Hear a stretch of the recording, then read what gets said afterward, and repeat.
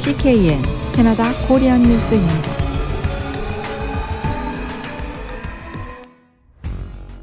온타리오 정부는 오늘 10월 1일부터 최저임금을 시간당 17.2달러로 인상한다고 발표했습니다.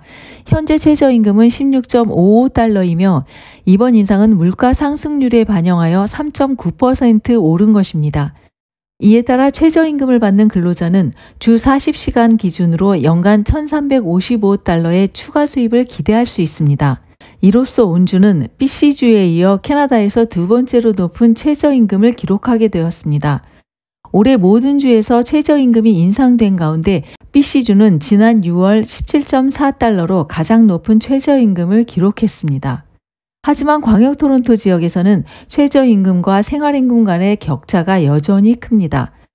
관련 자료에 따르면 광역 토론토의 생활임금은 25.05달러로 최저임금인 17.2달러보다 7.85달러 높습니다. 반면 온주 남서부의 경우 적정 생활임금은 18.65달러로 격차가 1.45달러로 줄어들었습니다. 2024년 한인 동포의 날 행사 소식입니다. 지난 9월 28일 베이뷰 글렌교회에서 2024년 한인 동포의 날 재외동포 네트워크 행사가 성황리에 진행되었습니다. 주 토론토 총용사관과 재외동포촌의 후원으로 진행된 이번 행사는 캐나다 한인 여성의 주관하에 다양한 단체들이 모여 정보 교환과 네트워크 구축을 위해 열렸습니다. 이번 행사는 캐나다 한인 여성의 오신성 씨의 사회로 진행되었으며 부스 방문과 예배당 내 음악 공연, 단체 소개 및 퀴즈 게임이 이어졌습니다. 오프닝 축하 무대에서는 6지역 청소년 오케스트라를 대표해 스텔라송, 마테우스, 현지해 트리오가 여인의 향기와 10월의 어느 멋진 날을 연주했습니다. 이번 행사에는 총 34개 한인단체가 참여하여 화합과 소통의 장을 마련했습니다. 박태준 대표는 개회사를 통해 많은 동포분들이 함께해 주셔서 감사드리며 많은 교류가 이루어지기를 바란다고 말했습니다. 주 토론토 총영사관 권태한 부총영사는 환영사에서 지난 2022년에 처음 시작한 이 행사가 단순한 일회성이 아닌 3회째 접어들며 그 의미가 더 깊어지고 우리 동포들이 캐나다 곳곳에서 많은 역할을 하고 있다는 것을 알 수 있다고 전했습니다.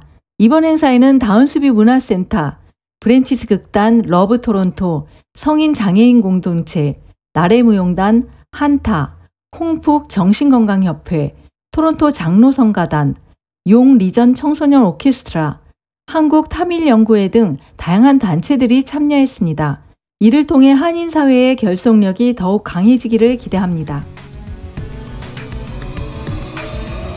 구독과 좋아요는 뉴스에 도움이 됩니다. 캐나다 이민자들의 정치적 의견 변화 소식입니다. 캐나다 이민자 70%가 자유당에 실망을 느끼며 정권 교체의 필요성을 강조하고 있습니다. 최근 여론조사 전문기관인 마루가 옴니 텔레비전의 의뢰로 실시한 조사에 따르면 응답자의 70%가 다가오는 투표에 참가할 것이며 정권 교체의 필요성을 느낀다고 밝혔습니다. 특히 이민 온 지 6년이 넘은 이민자들 사이에서 정권 교체의 필요성을 주장하는 비율이 더욱 두드러지게 나타났습니다.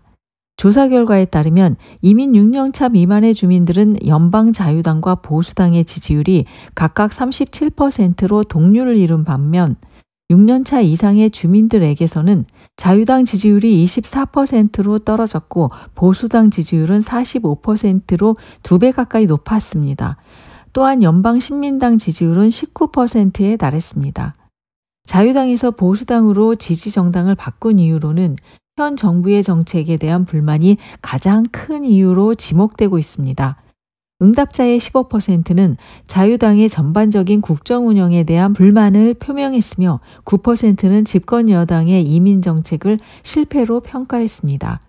한편 3명의 당대표 중 한 사람을 저녁 식사에 초대할 수 있다면 누구를 초대하겠냐는 질문에는 26%가 연방 보수당 당수인 피에르 폴리에브를 선택했습니다.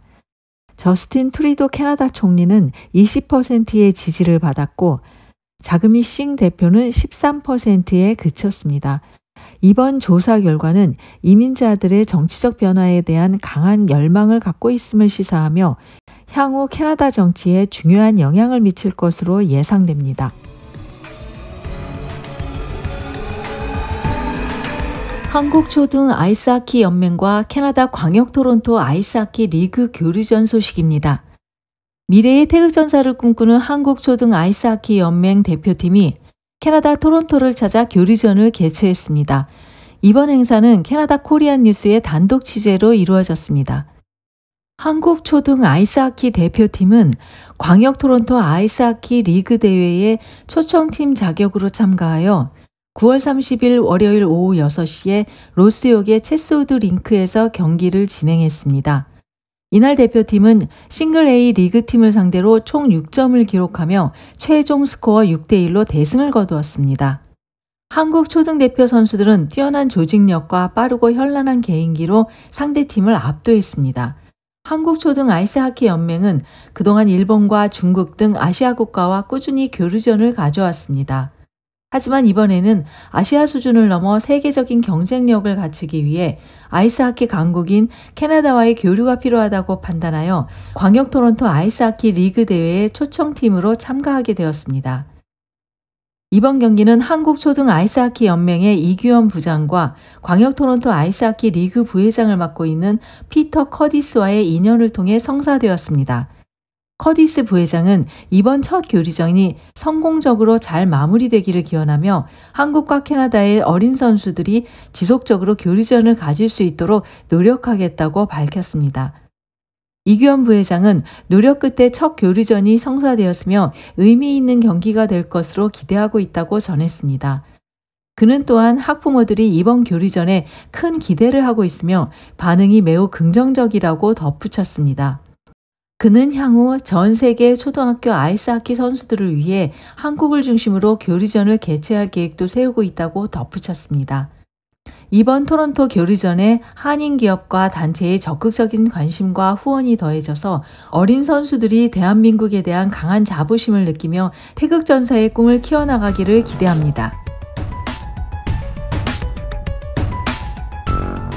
퀘벡 블록이 160억 달러 규모의 노령연금 인상을 요구하고 있습니다.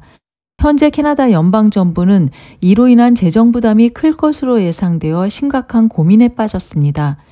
의회 예산처는 75세 미만의 노인들의 연금을 인상할 경우 향후 5년 동안 160억 달러의 추가 비용이 발생할 것이라고 추산했습니다.